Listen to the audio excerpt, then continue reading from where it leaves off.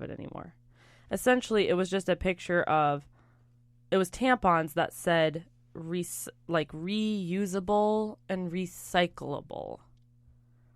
In what way? How are they recyclable? This was my problem with it. That was my problem. Like when you recycle something, you use it for another purpose, right? Right. So what? Or is that repurposing? No. Well. Or is like recycling using it again? Recycling, that's okay. Well, that's a good question. But either way, what can I do? Do you wash it? With a used tampon? How can I recycle that? And like, where are you gonna? Like, my problem with this is like, oh, this tampon is spent, right? Yeah. So I'm at work, or I'm at school, or I'm at the courthouse. So I'm gonna take this tampon out. Put it in my purse. Put it in my Ziploc bag. and wash it later? I got, like, the more I thought about it like that, because this is what I was thinking about, too. I was, like, thinking about all these scenarios. Like, how is this recyclable? How is this reusable? And then I just started to get angry. Like, fuck this company, because they're so full of shit. They're just marketing to people like idiots like me who are like, I need organic tampons. They're marketing to people like me who are like, what? Recyclable tampons? That's what I really need to save the earth. And then I'm like, no, you can't actually recycle a tampon ever. What can you do with a tampon? You can't recycle it. Goodbye, Larry. Bye, Larry. He's over it. It was all the period talk of the tampons. He was like, you guys are gross. You're nasty. Nasty as hell. So anyway, I just wanted to bring that up. If anybody knows about these tampons, or like why they're marketed this way. Yeah, we want some answers. So then the other thing I wanted to bring up was that we talked about this for a second before recording, how like men in the bathroom, we probably even talked about this on the podcast We've before. absolutely talked about this on that men are making a lot of noises in the bathroom. Oh, that's all he wanted was a little. Oh, he wanted his treat. He just wanted his treat. Okay, sorry you guys. If you hear some chomping, it's Larry. It's Larry's little treat. But I like hearing that men make a lot of sounds in the bathroom and like just a lot of noises when they're shitting and all this stuff that women don't really do.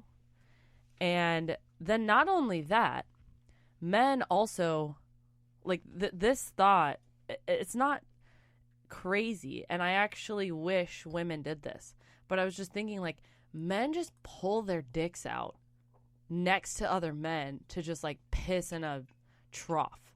It's pretty gay. It's just out there is what it is. It's just like, here's my dick, look if you want, or don't. It's not like that. You don't look. You don't look. No. That's too gay? Yeah, that's like one of the rules. That's an unspoken rule. Like, yeah, just don't look at the dick. Yeah.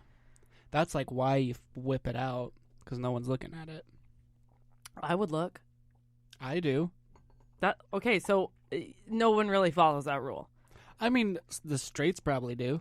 No, I feel like I hear people say, oh, this guy whipped his dong out, and it was a donger. Wait a minute. Wasn't it, we went to Yonzi and Alex, and we were talking about this hot dude. Yes. Who came up next to me, whipped out his donger.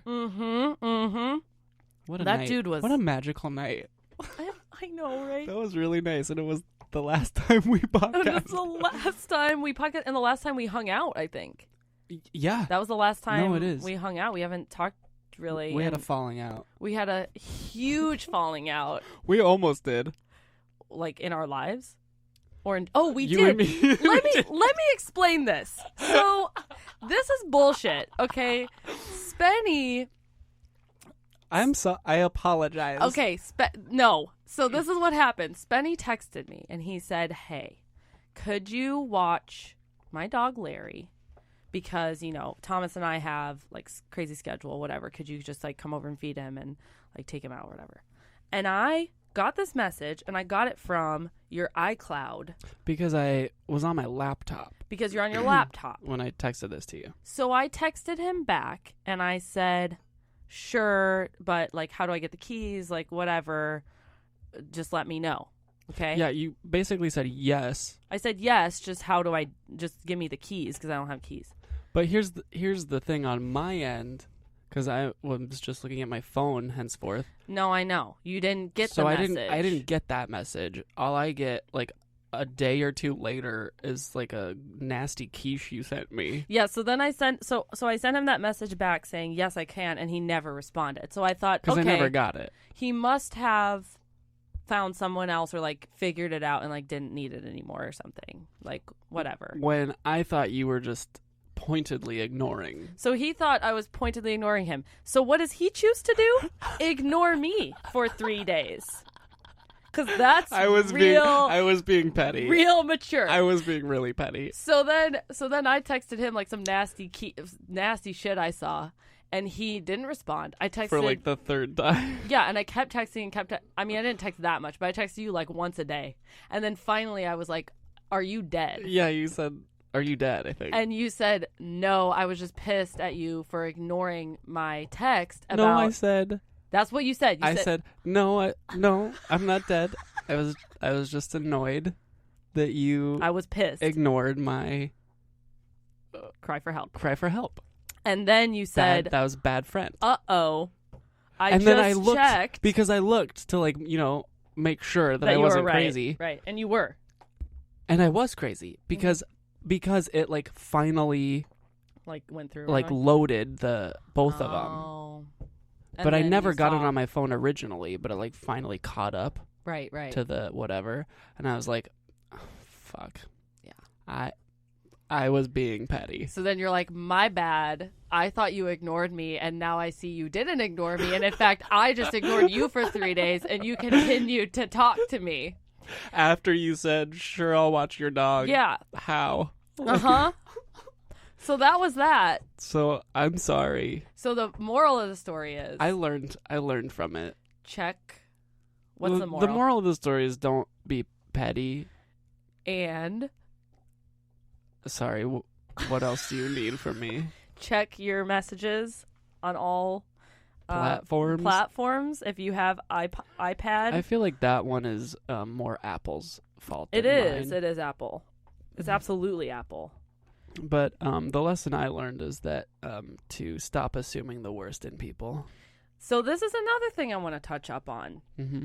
I don't know if this is a Pacific Northwestern trait specifically, or if this is just like me getting older and people just do this now. But I feel like all of my friends from here do this. All of them. Are petty in that way? Are petty in that specific way of like, they get mad. We have like a falling out. Like we get mad at each other for something, right? There's some miscommunication or whatever, or like one of us does something shit or whatever, right?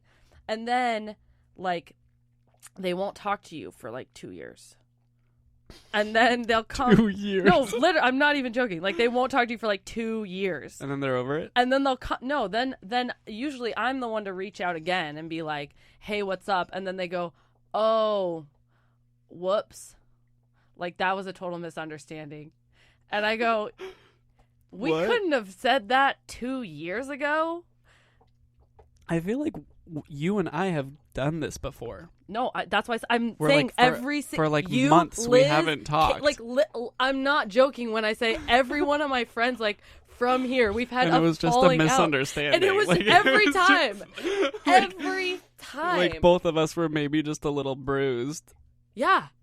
but like it could have been avoided dealt with immediately. Like just by saying, "Hey, just to clarify." Did you mean this by this? Oh, no, I didn't mean that. Okay, cool. Oh, never mind. No.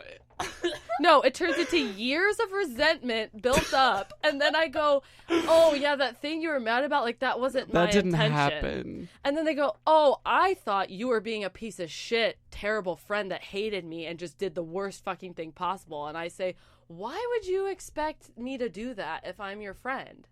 I don't, not to say that I've never done anything shitty or anything like that, but And I mean, it didn't like not track that you would ignore it. I feel like I could have.